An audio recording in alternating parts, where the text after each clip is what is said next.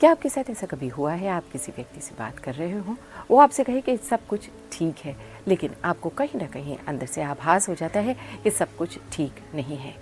या आप किसी व्यक्ति से पहली बार मिले हों और कुछ ही मिनटों में आपका मन कहने लगता है भाई इस आदमी में कुछ बात अलग तो है। ऐसा होता है ना? क्या कारण है इसके पीछे? क्या ये सिर्फ एक अंदाज़ा है या फिर कुछ मनोविज्ञान छिपा है इसके पीछे?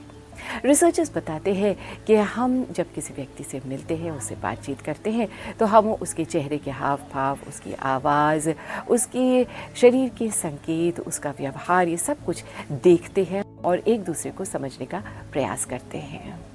याद रखिए, आज का ये जो वीडियो बना है ये किसी को जज करने के लिए नहीं बना है, बल्कि इस वीडियो के माध्यम से हम दूसरे लोगों को और बेहतर रूप से समझ सकेंगे।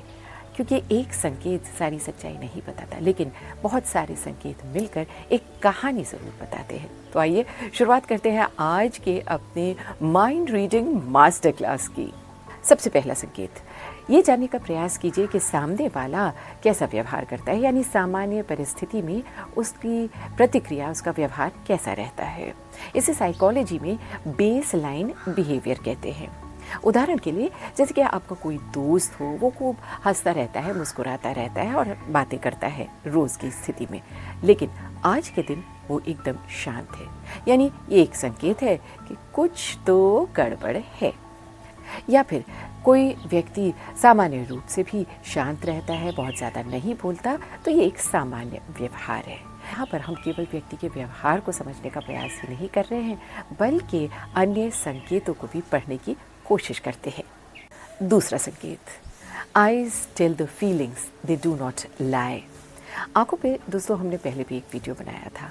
यहाँ पर ये बात जानना ज़रूरी है कि लोग अक्सर कहते हैं कि जो आंख चुरा रहा है वो झूठ बोल रहा है, लेकिन रिसर्चर्स इस बात को पूरी तरह सत्य नहीं मानते।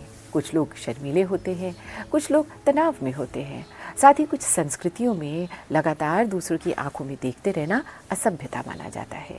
तो यहाँ पर ये समझना ज़रूरी होगा कि आंखें भावनाएं दिखा रही हैं, ना कि सिर्फ झूठ बोल रही हैं। संकेत number 3, hands reveal comfort level. हमने हाथों पे पहले भी बात की है, लेकिन आज उन्हें एक नए नज़रिए से सीखने का प्रयास करेंगे, जानने का प्रयास करेंगे। जब व्यक्ति सामान्य स्थिति में होता है तो उसके हाथों का मूवमेंट सामान्य होता है, लेकिन जब वो तनाव में होता है तो अक्सर अपनी उंगलियों को चटकाएगा, हाथों को रगड़ेगा, हाथ में पहनी घड़ी को छुएगा या फिर अपने हाथों को छुपा लेगा। रिसर्चर्स बताते हैं कि तनाव के दौरान व्यक्ति सेल्फ सूदिंग बिहेवियर्स दिखाते हैं, यानी छोटी छोटी ऐसी हरकतें करते हैं जिनसे वे स्वयं को शांत रख सकें। लेकिन याद रखिए, ऐसा व्यक्ति ठंड लगने पर, घबराहट होने पर या फिर ऐसा भी हो सकता है कि ये उसकी आदत हो। संकेत नंबर 4, आपने गौर किया होगा कि अक्सर जब व्यक्ति उत्साहित होता है तो उसकी आवाज़ बदल जाती है। इसके अलावा जब व्यक्ति दुखी होता है तब भी उसकी आवाज़ बदल जाती है। या फिर व्यक्ति बहुत अधिक तनाव में होता है, उस समय उसकी आवाज़ या तो बहुत तेज़ हो जाती है या फिर उसकी आवाज़ कांपने लगती है। मनोवैज्ञानिक शोध बताते हैं कि हमारे मन की भावनात्मक स्थिति हमारे चेहरे पर ही नहीं उसका असर आता, बल्कि हमारी आवाज़ में भी उसका असर दिखाई देता है। तो अगली बार क्या बात कही जा रही है इस पर ध्यान तो दीजिएगा ही, लेकिन वो कैसे कही जा रही है इस बात को ध्यान ज़रूर दीजिएगा, क्योंकि बातों का प्रस्तुतिकरण बड़ा ज़रूरी होता है। अब बात 5वें संकेत की। अब हम जिस चीज़ का जिक्र करने जा रहे हैं उसकी अक्सर बहुत कम चर्चा होती है, क्योंकि जब हम अगले व्यक्ति से बात करते हैं, उससे मिलते हैं, तो हमारा सारा ध्यान उसके चेहरे पर होता है। पैरों की ओर ध्यान तो कभी जाता ही नहीं। किसी व्यक्ति से बातचीत के दौरान अगर वो आपके साथ बातचीत में शामिल है तो अमूमन उसके पैर आपकी दिशा में होंगे, और अगर बार बार उसके पैर दरवाजे की ओर जाने लगे तो इसका अर्थ ये हो सकता है या तो वो आपसे बातचीत में इंटरेस्टेड नहीं है या वो कहीं और जाना चाहता है या बातचीत को समाप्त करना चाहता है। इसका कोई हार्ड एंड फास्ट नियम नहीं है, बल्कि व्यवहार मनोविज्ञान में इसे मनोवैज्ञानिक एक बहुत अहम संकेत मानते हैं, खास करके तब जब ये और संकेतों के साथ मिलकर दिखाई दे। छठा संकेत, जब कोई व्यक्ति कहे कि मैं बहुत खुश हूँ लेकिन उसका चेहरा उदास हो, आवाज़ धीमी हो और शरीर झुका हुआ हो, तो क्या होगा? इसे कहते हैं इनकॉन्ग्रुएंस, यानी जब शब्द और व्यवहार मेल नहीं खा रहे होते हैं। यहीं से आपकी समझदारी शुरू होती है। किसी को झूठा कह देना बहुत आसान है, लेकिन हो सकता है उसके भीतर कुछ और ही चल रहा हो। अब 7वां और इस वीडियो का सबसे अहम नियम। कोई एक संकेत किसी व्यक्ति के चरित्र को तय नहीं कर सकता।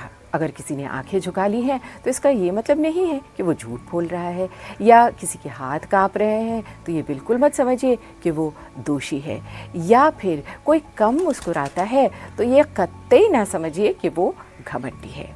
वास्तव में मनोविज्ञान हमें ये सिखाता है कि व्यक्ति को उसके पूरे संदर्भ में समझा जाना चाहिए। उसका स्वभाव, उसका तनाव, उसकी परिस्थिति, उसकी संस्कृति और उसके सामान्य व्यवहार को, इन सब चीज़ों को एक साथ देखकर ही आकलन किया जा सकता है। तो दोस्तों, आज के हमारे वीडियो को देखकर एक जो सबसे महत्वपूर्ण बात याद रखने वाली है वो ये है कि जो एक समझदार व्यक्ति होता है वो स्थितियों को, परिस्थितियों को देखेगा, आंकेगा, जांचेगा और तब जाके अपनी राय बनाएगा। यही आदत आपके संबंधों को और बेहतर बनाने में भी मदद करेगी। आपकी गलतफहमियां दूर होंगी और लोगों को समझने का आपका नज़रिया एकदम बदल जाएगा। दोस्तों, अगर आज की हमारी ये माइंड रीडिंग मास्टर क्लास आपको पसंद आई हो तो हमारे चैनल को लाइक, शेयर और नमस्कार नंदिनी को सब्सक्राइब अवश्य कीजिए। नमस्कार नंदिनी का।